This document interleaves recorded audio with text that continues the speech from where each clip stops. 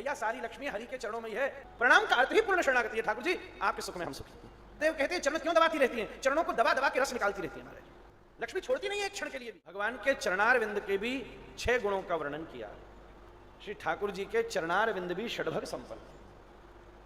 गोपी गीत उन चरणों के षड्भगों का वर्णन करते हैं। सबसे पहले ये प्रणत कामदम, हमारे भीतर उत्पन्न होने वाले किसी भी प्रकार के आनुकूल्य संकल्प की पूर्ति करते हैं। प्रातिकूल्य से वर्जनम में कोई संदेह नहीं होना चाहिए। आनुकूल्य से संवर्धन युक्त चरणारविंद है।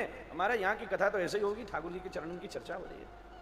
आनुकूल्य अर्थात हमारे भीतर हृदय में उत्पन्न होने वाली हमारी भक्ति के संगति से युक्त जितनी कामनाएं हैं उन सबकी पूर्ति अगर हो सकती है तो श्री ठाकुर जी के चरणारविंद में प्रणति पूर्वक करना। प्रणाम का अर्थ ही पूर्ण शरणागति है। ठाकुर जी आपके सुख में हम सुखी।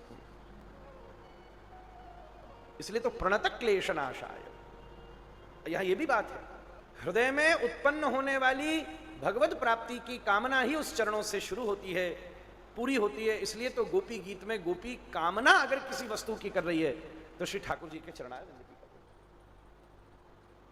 यत्ते सुजात चरणांबुरुहं स्तनेषु भीता शनै प्रियदति महिकर्कसेषु तेना टवी मठसि तद्व्यथतेन किंचित् कूर्पादिविर भ्रमतिर्भवदायुषाम्। गोपी गीत का अंतिम श्लोक। चरणांबुरुहं स्तनेषु, चरणांबुर प्रणत कामदम। दूसरा चरणों का गुण क्या है? पद्मज अर्चितम। पद्मज अर्चितम, पद्मजा इति लक्ष्मी। श्री लक्ष्मी जी के द्वारा भी, जो लक्ष्मी के परम धन, ठाकुर जी के चरण कौन है? श्री लक्ष्मी के परम धन। लक्ष्मी छोड़ती नहीं है एक क्षण के लिए भी।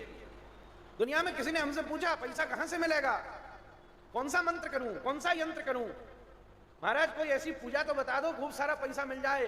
मैंने उसको कही सुन रे पामन में लग जा, सब मिल जाएगा। वो हरि से विमुख करने वाली संपत्ति चाह रहा है। कैसे प्राप्ति हो? स्थायी तो तभी प्राप्त हो सकती है जो भगवत चरणारविंद से जुड़ जावे। इसलिए पद्मज अर्चितम। परमाराध्य गुरुदेव कहते हैं वो लक्ष्मी साधारण नहीं है। किस रूप में अर्चितम? पाद सेवया।